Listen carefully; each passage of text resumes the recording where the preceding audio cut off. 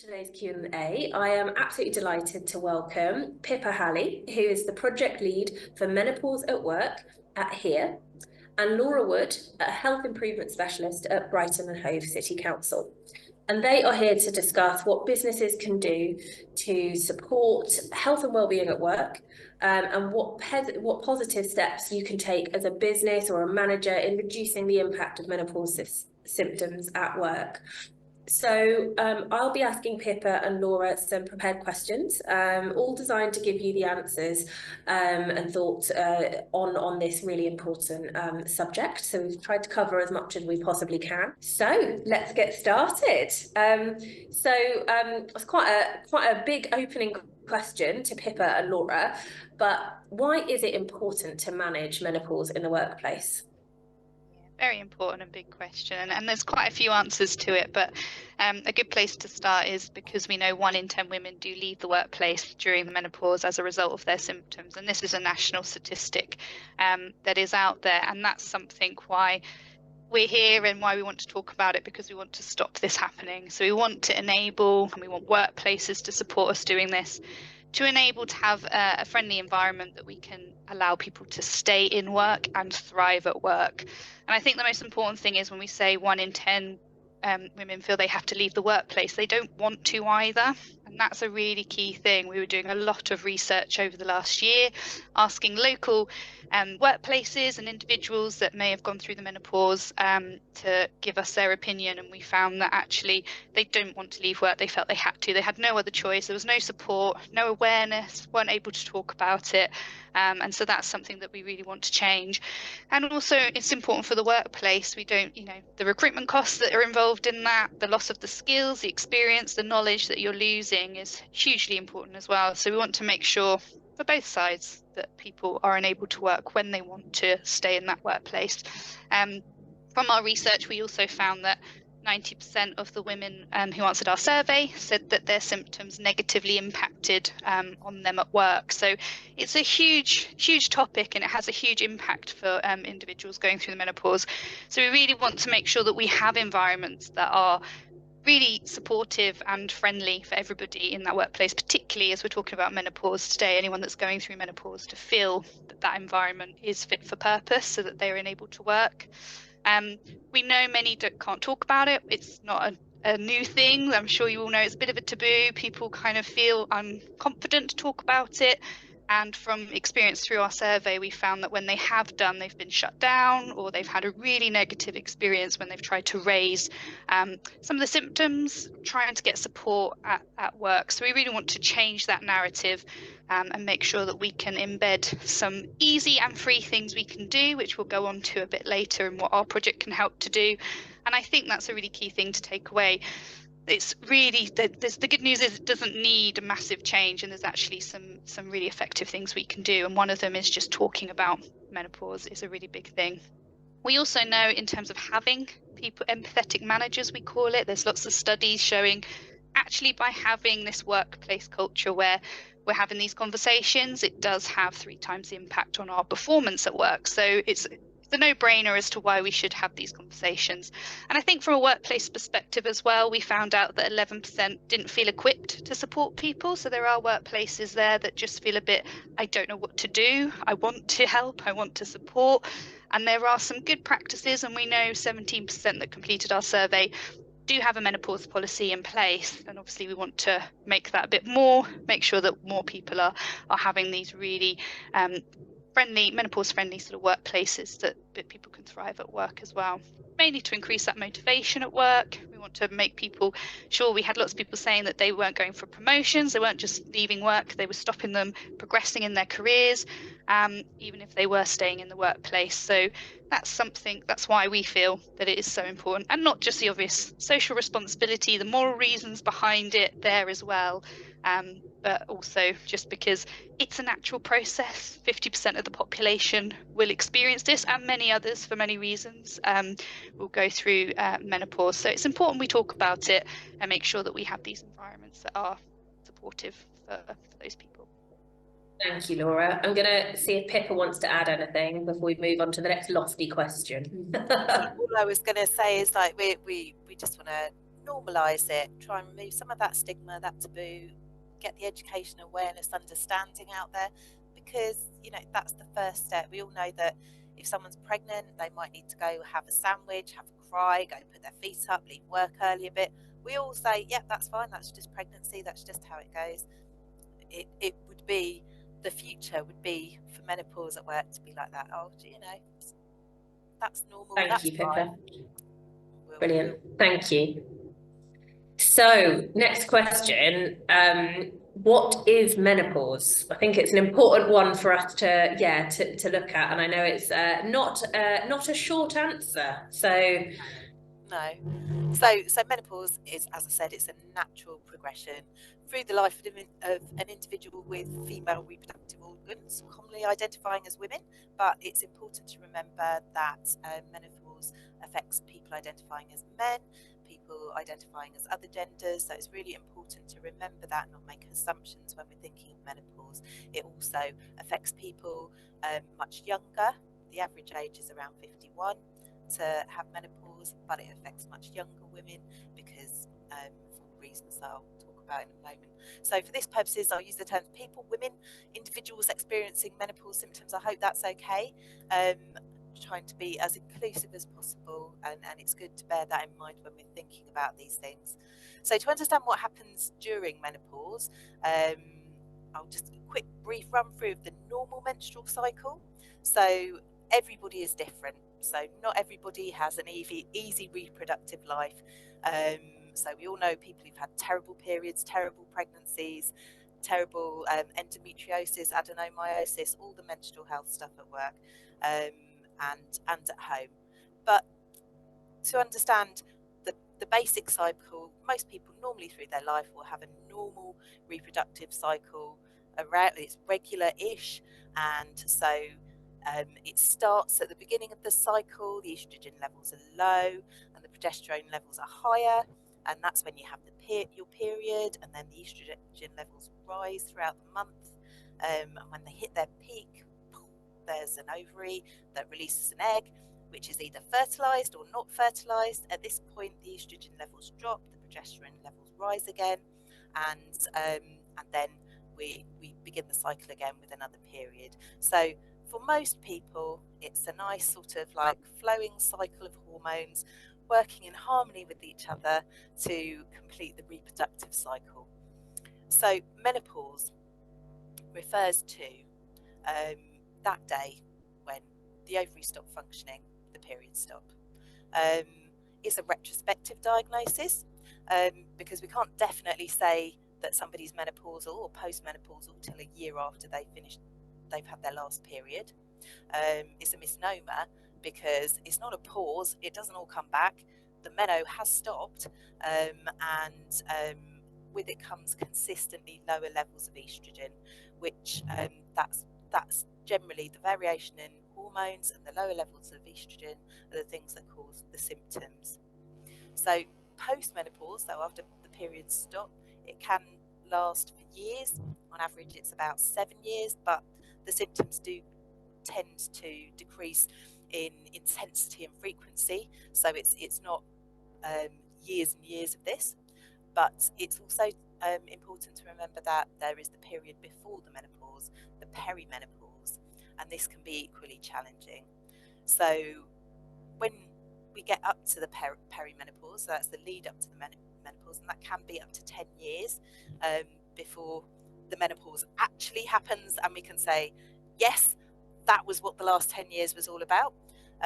So it's quite hard to identify as the hormones begin to go haywire, the eggs begin to deteriorate, the estrogen levels begin to drop, and it's quite often that women experience symptoms at this time. It's different for everyone. Not everybody gets all the symptoms, not everybody gets the symptoms in the same intensity. It is just different for everyone. But the most commonly known symptoms, the ones that we all know about, are things like hot flushes, that intense inferno, need for air, need to cool down, sweating, night sweats, headaches, low mood, anxiety, irritability. They're commonly known. The most commonly reported symptoms are generally the cognitive changes, the brain fog, the lack of focus and concentration, the word finding problems, there's an example there, and sleep deprivation, sleep disruption. We all know sleep deprivation is a form of torture. It's incredibly hard to function when you've not slept. And we can't talk about the menopause without talking about vaginas. I'm not suggesting everybody at work talks to each other about their vaginal well-being, but it's important to know that there's lots going down there too. That people experiencing menopause and perimenopause could be having flooding issues, sudden, very heavy period, unexpected, irregular bleeding. Sometimes it's quite common for women to need to go to the toilet all the time, or be near a toilet so that they can get there if they need it.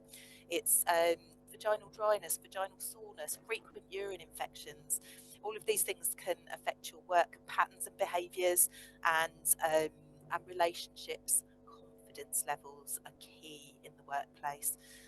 So when you apply it to your human being in the workplace, a person with years of skills, experience, knowledge, training, their understanding of how your workplace works. So this is new for them personally. It's a new thing as well, and it's sometimes hard to understand what's going on or identify what's going on for a long time too. It can be isolating, embarrassing, feel like they're going mad, feel like they've lost control of their mind and body, feeling that they're coping worse than other people do. Nobody else feels like this. It can feel like a threat to their job and life as they know it. And we spend so much time of our lives at work, and it's so key to our feelings of worth and value and confidence and happiness that it's really important to talk about these things and not just give these sweeping statements of these symptoms, but remember, that's a human being. Imagine if it was you and suddenly all this was happening. They're still the same people. They just need a little bit of support sometimes. Thank you, Pippa. Laura, is there anything you'd like to add to that before we move on? I would just say, as Pippa alluded to, just some of the symptoms people might not have been aware of. When we did our survey, actually the most common symptom was brain fog. And so we often think of the night sweats and the flushes and things, but actually that was the biggest impact people felt that they had at work. And actually it was then sleep and anxiety before it got to some of those more physical changes as well. So just to reiterate that importance when we think about the workplace, think about that mental, psychological impact as well as the physical symptoms. Thank you, and thanks, Pippa, for outlining. I think it is those cases, the real life examples of how it's playing out, and as you say, not always the most comfortable of topics, but we're human beings. It's just science. Right, so I mean, thankfully, we're now segueing into the brilliant project that you are both working on to address the challenge that you both just articulated. So could you tell us a little bit more about the Menopause at Work project that you're involved in, and who's it for, and who can access it? What is it, and how can it help people? Absolutely. So at Brighton Hove City Council we worked with here, and we put a funding bid together which was the Women's Reproductive Health Funding, and it's linked to the Women's Health Strategy. So just for a little bit of background, there's a 10-year strategy. Have a look at it if you're interested in finding out more.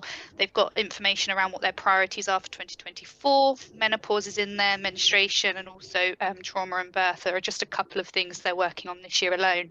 But they funded 16 projects nationally, and we were lucky enough to be one of those projects. And we wanted to tackle menopause in the workplace, specifically in Brighton and Hove. And so we put this project together. So it's for anyone who works or lives in the city. We mainly target small and medium businesses, as we know they tend to need a bit more support in terms of sort of the health and wellbeing side. They don't always lucky to have big HR teams or occupational health sort of programs in place. And so that's what we're mainly targeting. But anyone can access this support, particularly anyone who thinks they're going through the menopause, not sure, or are or have been. are all welcome to be part of this. And so we put on initially a platform. So we started the first year by doing a lot of surveys and one-to-one conversations with people to really capture an idea of what's happening locally, as well as using the national data. And we use that to put together something that we hopefully is making sure that we're meeting those gaps that people felt were already in place in the city. So we've got a fabulous website. I'm sure you'll be sent the link, www.menopauseatwork.co.uk. Free to access all the resources and information on there. So sign up to it and find out about what's on there. But we've got lots of information. So there's a section for individuals to find out about menopause, but there's also a section for workplaces. When you sign up, you do get access to both of them, so you're not having to pick either or. It's just you might only have one interest, so you can just go to that section. And there's loads of online sort of modules that help people be a bit more aware about what menopause is. For the workplace one, there's a workplace certification course. So when you complete it, you get a certificate at the end of it. There's loads of tools on there, so like a conversation guide to help people being able to feel confident and know where to start with having conversations with people, trying to support workplaces to feel confident and have those resources and toolkits in place. There's also a module on how to run a campaign in the workplace. So World Menopause Day is on the 18th of October. Put it in your diaries. But you can also raise this across all women's health campaigns throughout the year. It was International Women's Day recently, for example, and also embed in any other campaigns you're running, whether it's National Walking Month in May. You might want to promote our health walks we do. So you can kind of link in with all the information you're already doing in your workplaces. There's a menopause policy template on there that you can download, make your own as a starting point if you're not sure how to do that or where to begin, with some information of how to do that, and loads of healthy lifestyle information as well. So we linked up with our team in the Healthy Lifestyles team because it's so important in terms of managing symptoms. Things like being active can actually reduce the severity and frequency of some things like flushes. But also because we're more at risk of osteoporosis and heart disease at this time. So it's really important for us to think about our healthy lifestyle behaviours, and might be an opportune moment to make some of those changes. There's lots of information about all of that on the website. And for individuals, they can download a symptom checker. We've got a recipe booklet on there called Eating Well for Menopause people can download. If people want some for a workplace, you can get in touch with us and we'll send you a handful for your staff rooms, for example, if that's what you would like, and that would be useful. And I mentioned the health walk. We have a monthly health walk as well that happens every Wednesday, 5:30 p.m. along the seafront, meeting at the Peace Statue. Go for a half-hour walk with our lovely volunteer health walk leader, and also our menopause specialist that is part of this project also goes down there for a bit of Q&A. So if someone has a specific clinician sort of question, then you can get those questions answered. But the main point is getting out, moving, and also connecting with other people that may be going through or not sure if you're going through. And that's part of the perimenopause phase where things might be changing and we're not quite sure. So it's a good time to just get that little bit of support from other people across the city. All of that information is on that website. So there's an events page. So whenever we update with new dates of things, we'll always put them on there. So we also have, in addition to the online platform, some online training as well, which is completely free, 2 hours long. We have a line manager training course and business owner. So anyone that's line managers can come along and get support around how to support menopause transition at work. There's also a My Menopause Transition at Work training course for people who want a bit of information for themselves and to look after their well-being at work. We also have a men's only course as well. So anyone who identifies as male can come along to that, just to really reach out to those managers that feel they might want a bit more, not comfortable asking questions in front of other ladies, but also helping them feel more comfortable in a space with other men to ask those questions. But we also do community engagement work. So our most recent one coming up will be with the LGBTQ community, and all of those dates go on that website, so you can stay up to date by checking that web page. And if you want to, you can sign up to our sort of mailing list as well, where we can keep you up to date. We also do things like breakfast events around why making menopause is your business. So we just had one recently, which went down really well, and we've got another one coming up in around October time. So there's loads of offer, lots to get involved with. And the idea is to take what you want from it, really. You might already have something that you just want to refresh or update or make more of, or you might want to start from the beginning. And just to add to that, as part of my work in the city, I support workplaces in Brighton and Hove around all things health and wellbeing. So if you'd like a one-to-one session with me to talk through some of this, if you've gone on the platform but you're still not sure about how to run a campaign, or you want to put some support in place, then you can always book in a session with me as well, and I can support and talk through some of that a bit more if you'd like a bit more support on that as well. Thank you, Laura. I love the fact there's so many different ways depending on how you like to engage. Clearly the research and thought that's gone into all of those things. So it does sound like there's you can pick and choose depending on what your needs are perhaps now, but I think things change as well. So great to have all of those things. Pippa, do you want to add anything before we? I would just add that it's very much in the news at the moment, and menopause, and particularly menopause at work, because of the recent legal precedent, is very much in the in a hot topic. There's lots available. Lots of people are offering a lot of menopause support. We're funded till end of March 2025. So Right. for this year, all the support that we're offering is free, and that's why we were recently at the Unison conference. It's very clear that a lot of the big organisations, the trusts, the councils, the big companies have all got their menopause support strategies and policies in place, and it's smaller businesses that need support to do this. So for this year, it's free, and if you do go on our website, please evaluate, because it all goes towards further funding, and if we can get another year out of it. That's great. Thank you very much, Pippa. So moving on now to look at, I guess, some tips or top things that small businesses can do to start creating that menopause friendly workplace. What would you suggest they start with? So I'd suggest starting with education. So really make sure you know about it. So it's great you've come along today, and just hearing from Pippa a bit about what the menopause is a great start, because you've already got a bit of awareness of how that can impact someone and what some of the symptoms and variety of symptoms and how individualistic that can be. So book onto our training if you want a bit more information, or head onto the website, but make sure you educate yourself and staff. A great thing to do, if it's possible, is to make menopause sort of training compulsory for line managers. Is a great example of how to not just equip individuals and make them feel comfortable having conversations, but equip your managers to be able to have those conversations and feel confident when being in that situation with someone.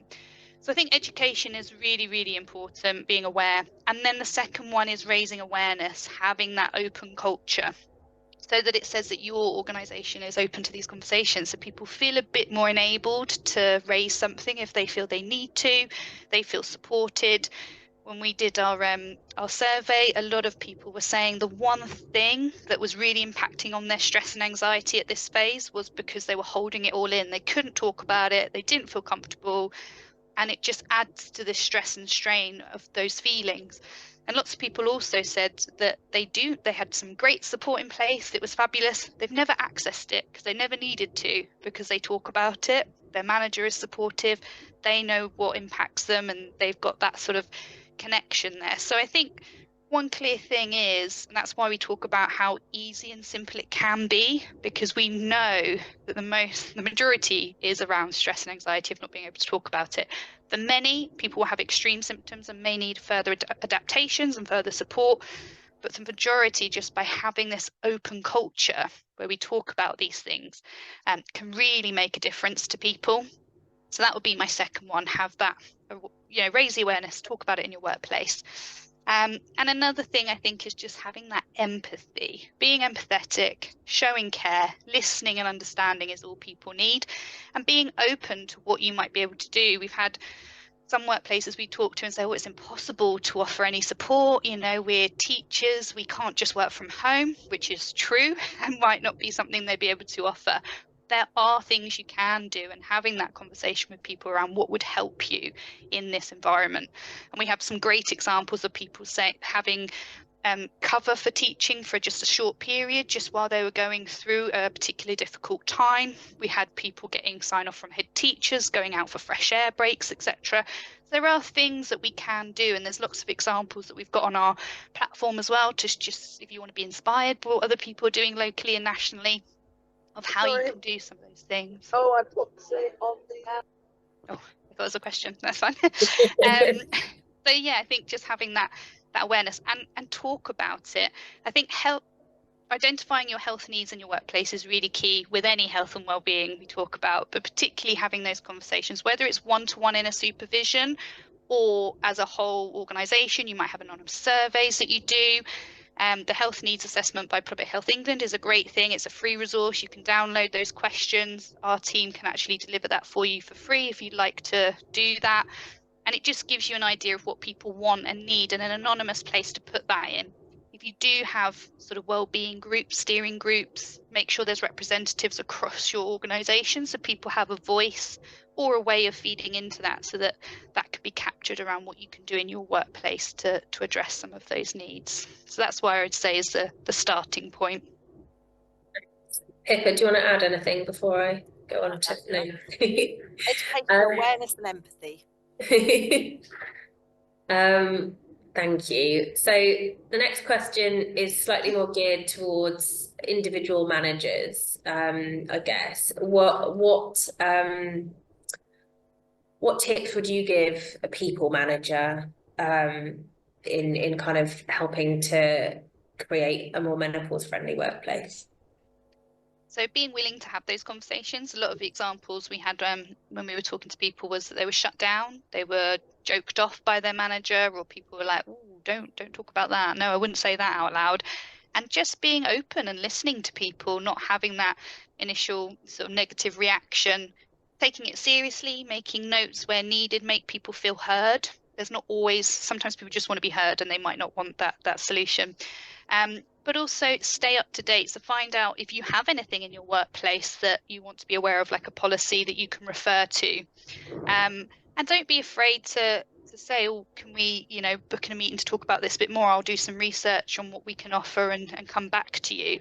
But signpost as well. Use our website. People can go there for themselves. A signpost to that. Signposts get them to go to their GP for support if they feel they're really struggling with some of their symptoms. There are things that can help.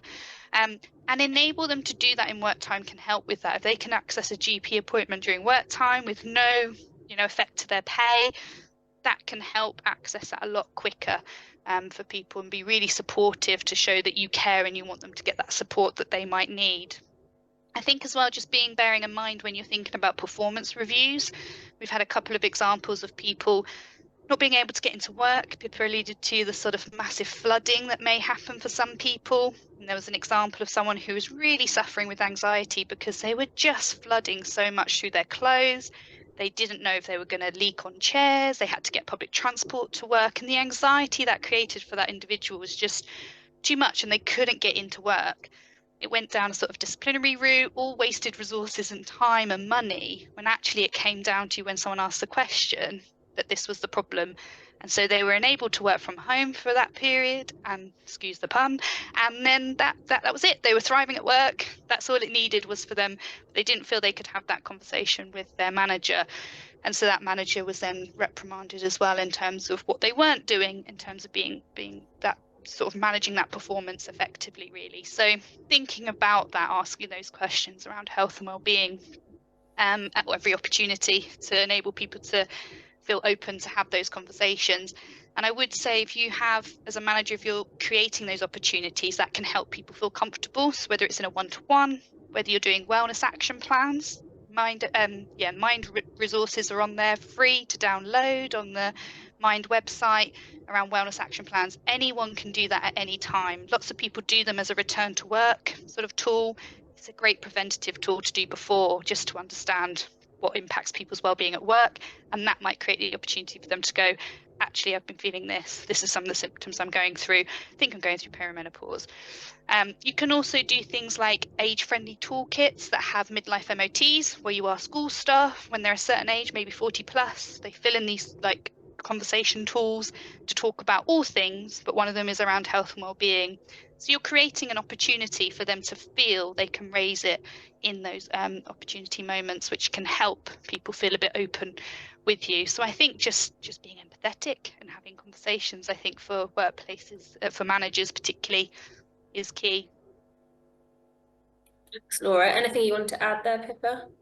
No. The only thing that I would add is patience. Menopause isn't something that we can seek to fix. It doesn't need fixing. It's a normal thing. But it's the support to manage things. So we haven't really talked about HRT. There's lots of information on that on the website, but it is important to be aware that HRT is not the panacea. It's not the fix. Can I ask you to say what the HRT is? Just hormone replacement therapy. So I said that a lot of the symptoms are due to the variation of hormones and the drop in estrogen. Hormone replacement therapy literally seeks to replace the estrogen and reduce the symptoms. So for some people it works brilliantly, but for other people it does not. Other people cannot take HRT. Some people, it takes a long time to get on the right dose, the right preparation, the right thing for them. It's different for everyone. So be patient in your expectations with your employees. It takes time to work out how to manage these things, whether it be through HRT or whether it be through changing your lifestyle, altering things, reducing your stressors, all of those things that help. So just patience as well. Don't fix.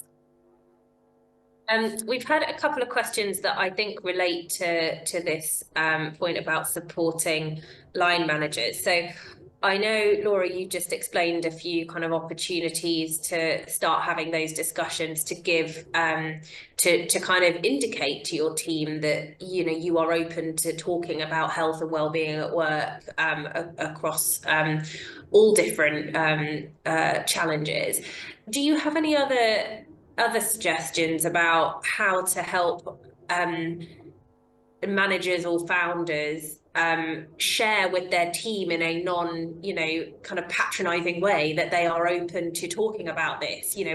What's the best opener if people are you're trying to indicate that you are that kind empathetic person? Yeah, really good question. I think doing the training and saying you've done it is one easy way to kind of open up that conversation, even if it's just our managers, it's a compulsory thing and that's what we're doing, can help. But if it's not and someone's gone on it, sharing that, communicating it, I've done this training, and then people just know about it and feel comfortable.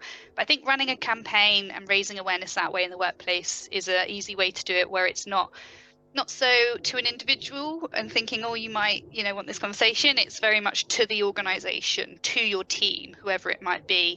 And there's on the platform, there's loads of things like posters that you can download, put it up on notice boards. There's quizzes, so you could do it in team meetings. Here's some 10 questions we're all going to learn together.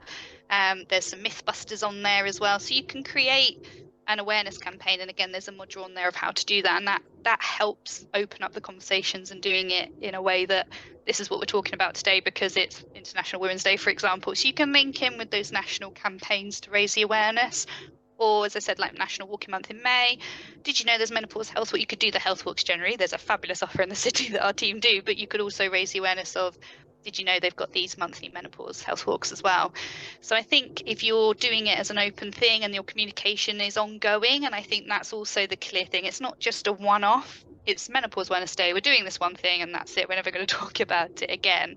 Just keep having that conversation throughout those awareness campaigns, whether it's women's health. There's loads of women's health campaigns throughout the year that you can link to, and you can use that to start that conversation. I'd say is an easier way to do it, as well as creating those opportunities, as I said, through those toolkits as well. And I guess we're talking very much about the workplace right now, but if we think about the wider benefits to being able to discuss it openly, we all have clients. It's understanding in general about our entire ecosystem of people that we work with, and it's not just our team, but it's also the empathy that we need for the people that we provide a service for, or we're coming into our suppliers. It's all kind of brings itself to that societal compassion for each other, I guess, as well. So wider benefits. That's just struck me. Absolutely. And just to say, I do a newsletter as well around general workplace health and wellbeing for Brighton and Hove specific. And I obviously put updates on there around menopause and generally all things. So feel free to sign up to that, because you can just use that as a way of sharing the messages already created. And that's what a lot of our people do in the city. And they print them out, they put them on the notice board, or they share them with staff so they can find the information out for themselves as well.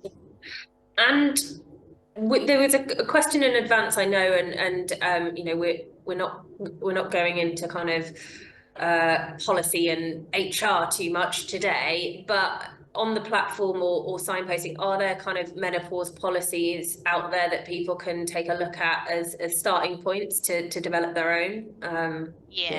There's a template on the website. So within that accreditation course, there's a section there that talks about templates. So you can download a template, edit it, make it your own, you know, take things out that aren't relevant, because every workplace is different. We all work in different ways. But also what I'd say is link it with your current processes. So some people don't have a separate policy, and that's totally fine, because you might already have things like mental health and well-being. People really suffer with anxiety or depression around that time. So it might be something, and this is why we talk about how minimal change is required sometimes, because you're already doing a lot of stuff probably that they could access that's going to support them. So link with it and make reference to it in those policies as well, that, you know, menopause somewhere is covered under here. Make people know that they're not going to be penalised for those symptoms if they have time off or something like that in your sort of attendance or time off sort of policies. So you can embed throughout sections. So you can use that template and you can add it to the various policies you might have. Or some choose to have a whole women's health policy and cover things like menstruation, fertility, endometriosis, pregnancy, etc., which is also a good way to do it. But it's a good place to start to download that template and then look at what you've already got, what you could adapt in your workplace. And I would guess as well, it's about making sure that people don't have to ask for that information. They can find it themselves without having to put themselves and out make there. it come alive as well. I think the danger is we create policies and they do just sort of get left in a folder or on an internal website somewhere, and a new manager comes in and they don't even know it's there or something like that. So always communicate it. Really support your managers by sharing that with them. Make sure they're aware of it and where to find it, more importantly, as well as staff. And make it come alive. So as I say, when you're doing campaigns, make reference to it, share where they can find that information, because people might not need it one day, but they might the next, and they didn't switch on to where that was saved because it wasn't in their mindset to think of it. So I think that's the key thing with those policies. They are great to have and a great support for people to go and reference to, but you really do need to make sure that they are communicated. I'm going to ask another question that's kind of linked to this general question about supporting and being open-minded and having those conversations. So one of the questions we've had through is, how can we engage more men into these conversations, or people who identify as male, to help them become allies? Because I think you'll all agree, I mean, if you look at the people on this call by names, it's something to work on. I'm going to call him out. Grant Jennings, you are a superstar. Laura and Pippa, anything, you know, how can we bring more men on board with having these conversations? Yeah, very good, and not something that doesn't come up in all the events we've done. This comes up. But I would also like to say it is also people who identify as female as well that are part of the problem. In our survey, we have a lot of people saying, actually, my manager didn't care until they went through it themselves. So, or some people gone through it and were lucky to not have maybe severe symptoms. So yes, we do need to get men on board, particularly in male-dominated industries as well. But it is also changing the mindset of people who identify as female as well. So just to fly that flag for the other side. But yes, we have our men's only training, so it'd be great if people promoted that and encourage people to come on board and to listen in and book onto that training, because that's how we're trying to reach more men, to encourage them to come along and feel comfortable to have those conversations. Definitely. We do have a lot of conversations as well where men do care, they just don't know how to have that conversation because they don't want to feel like they're patronizing someone. So a lot of people are saying, how do I take this leaflet home? I don't want to go back and then feel like I'm telling them that they are, menopausal, and how that might impact someone. So I think sometimes the want is there for many people. We are kind of going into this generation where we do talk about health and well-being a lot more. It is just a bit more of an awkward subject, I think, where it's quite a bit sort of female focused, or those who, are going through it for various reasons will be experiencing it.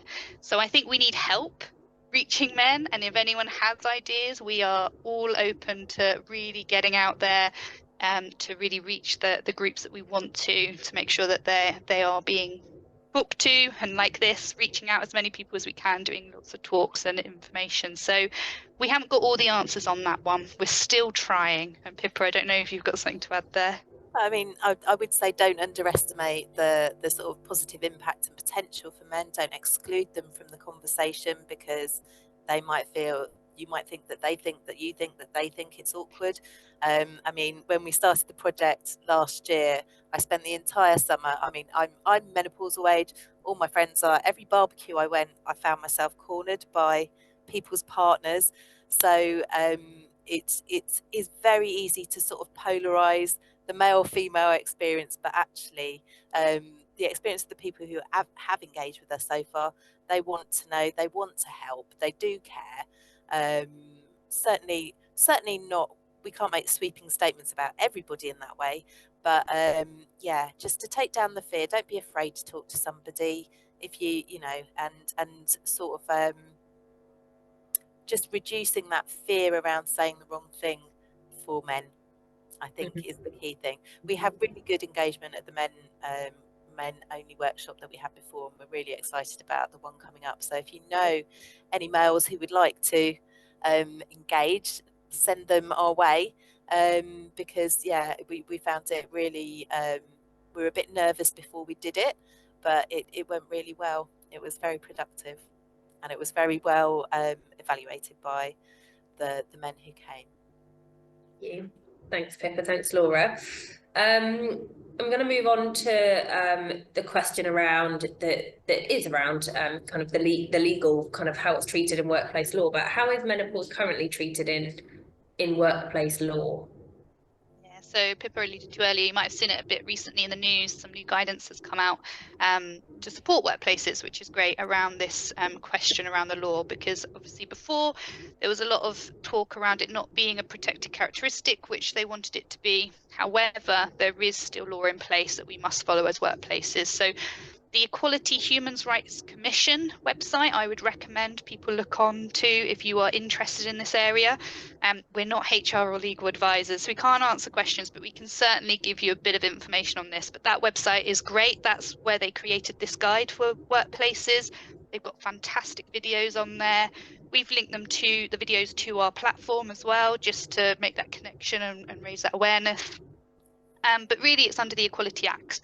So workers are protected from being discriminated against, victimised or harassed in any way around the basis of disability, age and sex. If menopause symptoms have a long-term and substantial impact on their everyday ability to do their normal activities, then that is considered disability. So they will be treated and should be treated by an employer under that legal obligation to provide, where possible, to be supportive and provide those adaptations, adjustments where needed in their workplace. And there's lots more examples of people taking workplaces to tribunals and things around this characteristic, where they've told them about their symptoms, they've raised it, and they're not getting any support, they're being joked off, people aren't taking it seriously. And actually it's been considered as a disability because of the impact it had on individuals. So it is really important to take it seriously, first of all, and also just be aware of that. And on the website has quick videos on those things, just to give you a bit of an up-to-date awareness on it. And also just generally around health and safety legislation, it's really important that we must conduct assessments around workplace risks. So much like when someone might become pregnant, we do risk assessments to make sure that the working environment is supportive and not causing any harm. It's the same thing, do a risk assessment with individuals if they come out and identify that they are perimenopausal or menopausal and they need support, so that you can really show that you are supporting them and assess that working environment and make adjustments where needed. That might be short term. I mean, the length of people going through these symptoms varies, but you know, it's not always forever for people, so it is important to make those adjustments. And lots of people do ask about legal time off. There is no formal legality around this. It is just up to workplaces. I would recommend, as I mentioned before, if people need access to GPs or menopause clinics or support, enabling them to do that in work, like any other health screening appointment or anything for anyone of any age, gender, or anything in the workplace. I would recommend enabling them in workplace time really is supportive. So if you can do that, and not penalising people for needing time off because of those symptoms. So I know some people track how much time off people have had for sick leave, and they can trigger sort of different points of they go down a tribunal or whatever it is, or management of that. Just making sure that we're supportive and we take that into consideration. But check out Equality Human Rights Commission website for more information on that.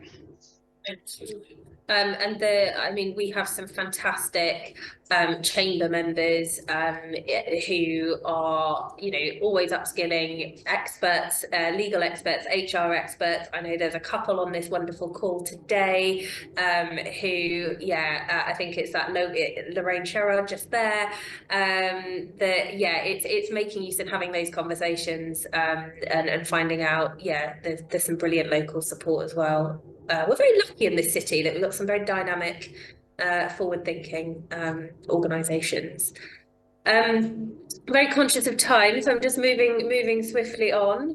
I know we had a couple of questions come through beforehand, so I just wanted to give Pippa and Laura a chance to see if they wanted to add anything. I know we have talked a little about menopause policies, but is there anything else you might advise to go with that we haven't covered yet? You might already say we've covered that all, but just wanted to put that out there. Just reiterating, it's great to have a policy, but you've got to land it. You've got to change that workplace culture. Yeah. And there is a checklist on our website as well. I don't think I mentioned that. And it's just an idea of what you can do. So some suggestions of adjustments, etc. And again, it's what you can take from that as your workplace and how you work. Everyone's going to be different if you're delivering a service, shift workers or whatever, but it's down from like low resources where you can pop up posters up to, you know, high level resources needed to implement this, like provide fans or whatever it is. So there's a list there, and that came through a lot of the survey as well of what people said would help or what would have helped if they had gone through it and had an experience. So we took that and put that together as well. So have a look at that and try and embed what you can. But I think the most important thing is talk to staff, make sure you understand what their needs are before just putting something together and hoping that's going to achieve what they need, because sometimes I know working with workplaces, people get upset that they put these great offers on for staff and actually it's received negatively, and a lot of that is because people see it as, oh, you're just putting a plaster over something, you're not addressing it, and actually that's because it's not addressing the staff needs. So when you're putting these policies together or support, check in with staff and consult with them. Is this right? We're going to do this. This is a great thing we're doing. What do you think? And get people to have their say, or do a health needs assessment in advance and things like that. So that's all I would say in terms of putting them together, because it can feel disheartening, but it is positive. Absolutely. Well, I just wanted to finish on the question about extra resources. I mean, I know Jess has been busy in the background posting lots of links in the chat, which we will send you. We'll send you all of those in the follow-up. But Laura and Pippa, are there any other resources you wanted to mention or kind of reiterate that's out there for people in the workplace? Just on platform, really has everything there. Yeah, everything's on there. I would just say the Equalities Human Rights Commission, as I mentioned, business in the community toolkits have free toolkits on there for things like age-friendly workplaces. I talked about the midlife MOT and things like that are on there. So they're great places to get free resources, but specifically around the menopause stuff. head to our website. Yeah, amazing. Well, I think we're very lucky you put in that funding bid for Menopause at Work project, so we'll be sending that round, and I hope it's applicable, and that some of the organisations on this call are perhaps up for doing that. I liked your plea earlier, Pippa. It's free, make use of it, and let's see what else we can do for future years. So I'm going to wrap up there. I'm sure there might be other questions, but I have no doubt we'll share your details, Laura and Pippa. So I hope you might have continuing conversations, or see people going forward. So one of our workshops. Yes, absolutely. Massive thank you to you both. You are brilliant. I'm so pleased we have the project and your expertise in the city. So thank you for your time today. I know you're very busy women. So thank you to everyone else for joining us. I hope it's been a useful session, and we'll see you soon.